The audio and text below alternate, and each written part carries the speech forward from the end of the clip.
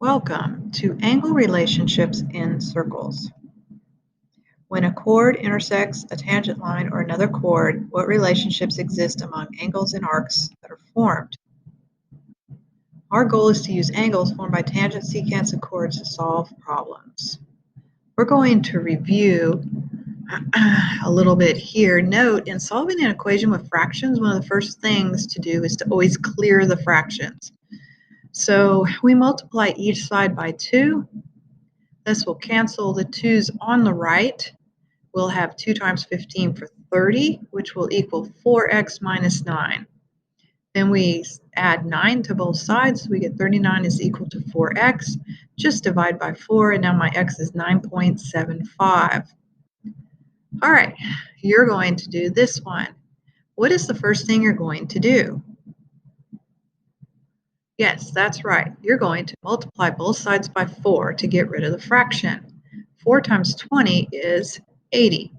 And then we just have 4x minus 10, so we will add 10 to each side.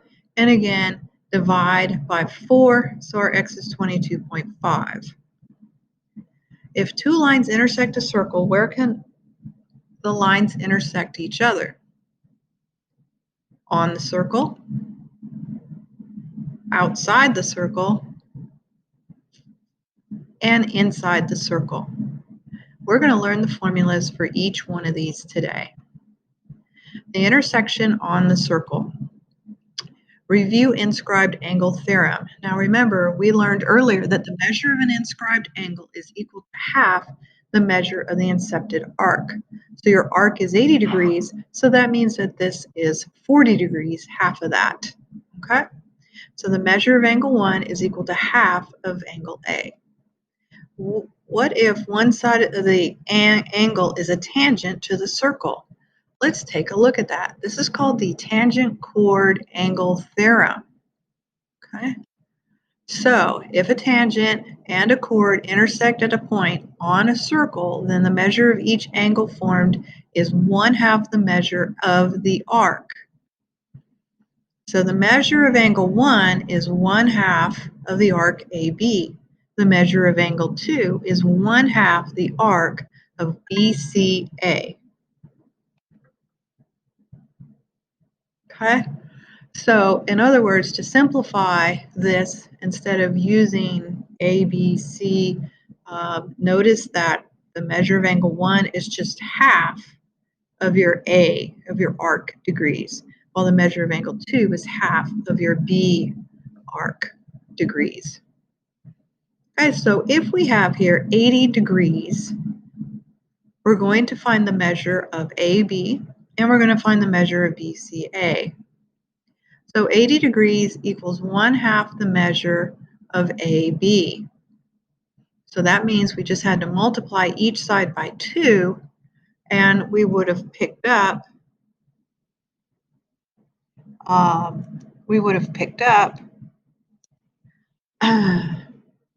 the 160 degrees. And remember, multiplying by 2 here means that these are going to cancel. Okay, once we have 160, we can then take 360, that's the degrees of the circle, minus 160, so we know the other side is 200, which means my other angle, 200, which means the angle here would be just 100, because 200 divided by 1/2 gives you 100 degrees. Okay, now we're going to solve for x. Notice that the angle is 4x for that, and they tell us that the arc is 10x minus 60. So I can sit here and go 4x is equal to 1/2 10x minus 60. Again, remember, we're going to multiply everything by 2 in order to get rid of that fraction. So we get 8x is equal to 10x minus 60. We are going to minus 10x from each side to get a negative 2x equals to negative 60. Divide by negative 2, my x equals 30. Chord angle theorem, this too works the same. If two chords intersect a circle, then the measure of the angle is 1/2 the sum of the incepted arcs. Okay? In other words, that the measure of angle 1 is equal to 1/2 your addition of arc AB to arc CD. There's a better way to look at it. Notice this formula. It's a lot cleaner. And the 1 doesn't matter which side you're on. Remember that once you find one of those angles, remember these are going to be the same. So once you find one, you know the other one because those two angles are the same. All right, so if we have 30 degrees and 80 degrees and we want to find our angle, we just add the 30 plus 80, divide that in half, and our measure is 55 degrees. Now we're going to solve for x. So again, we're going to set this up. Notice we have x plus 20. We have 60. So what is our first step? That is correct. You're going to multiply both sides by 2. So we can get rid of the 1/2. And that means we have 120 is equal to x plus 20. So what is our value for x? That is right. Our value for x is 100 degrees. Okay, notice how this is not a central angle. This is not a central angle, and notice that this is the 60 is not half or the same of 100. Okay. All right, you're going to solve for the x and the y. So again, you're going to set this up. 1/2 of 75 plus 85, so x is 80. The y, again, we have to set that up, and we're going to set that up as 32, remember, is equal to 1/2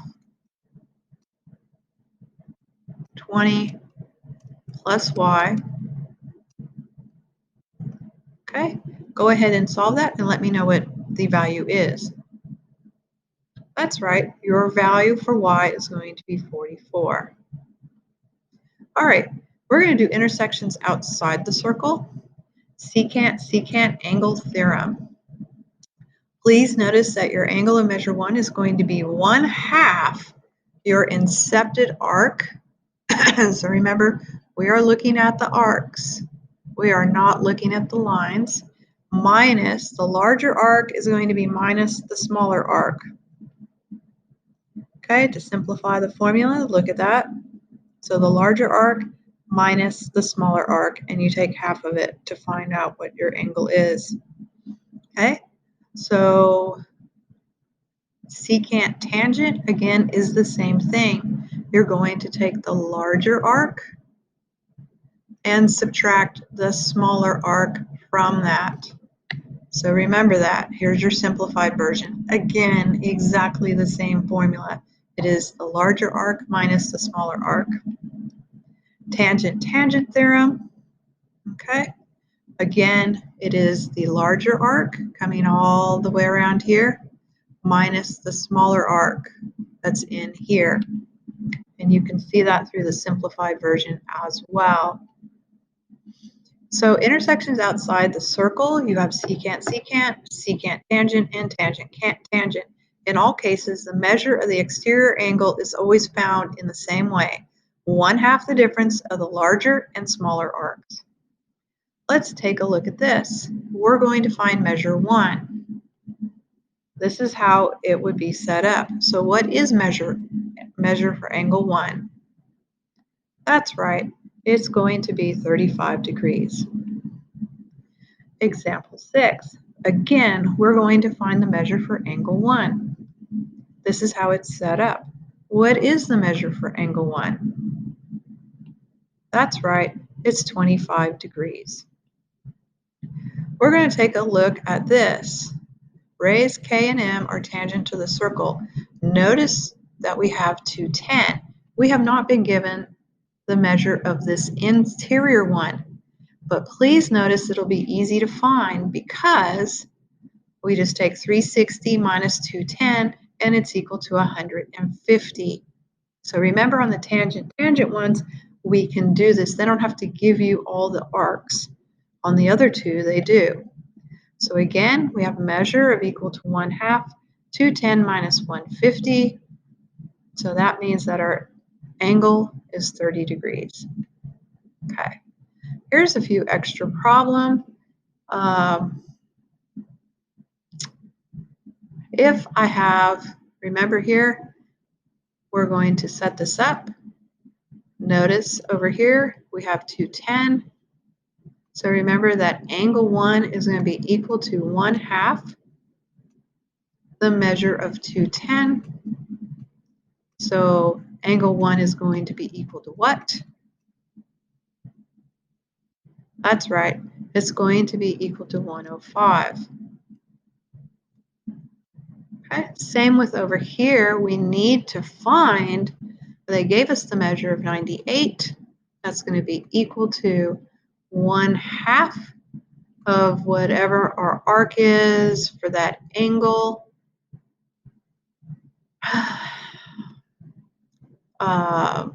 We don't know what the arc is for that angle is going to be TSR for our arc. So what am I going to do next? That's right, I'm going to multiply both sides by 2. So remember, multiply both sides by 2. So that's going to give me 196.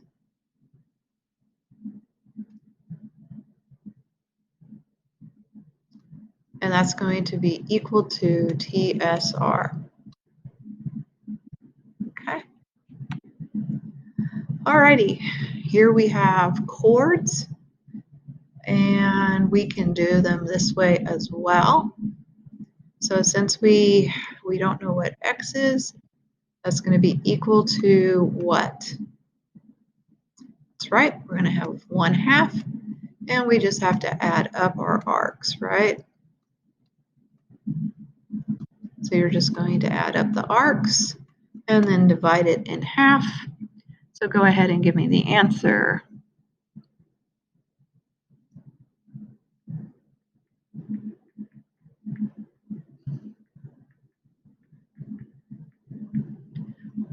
Okay, so we get 1/2 of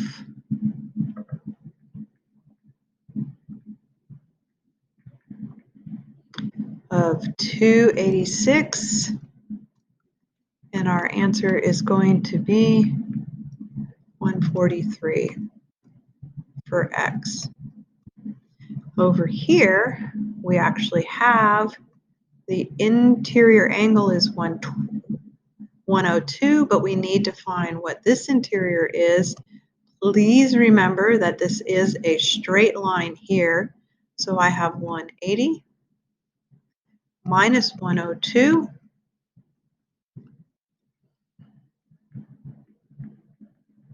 which leaves me with 78. So this angle here is 78. So that means we're going to set this up as 78 is going to be equal to 1/2 y plus 95. And so our y is going to be equal to what?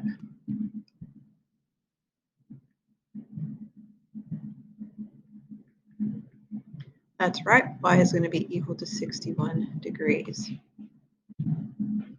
Okay. And again, on these, remember you're going to take the larger arc. So we're going to find x. And again, that's going to be 1/2 the larger arc of 178 minus 76. So what is our value of x?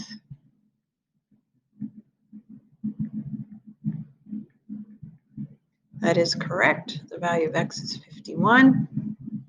And then for our last one, we know the angle is 30, and that's going to be 1/2. And it's going to be a minus 44, because again, it's a subtraction of the larger from the smaller. So that means, what is the first step to do for this? That's right, we're going to multiply both sides by 2.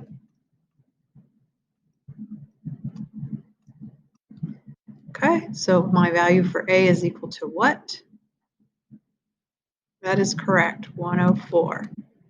Alrighty. Um, we're not going to worry about those. Oops. Here's my answers. Didn't do that. Thank you for participating. The end.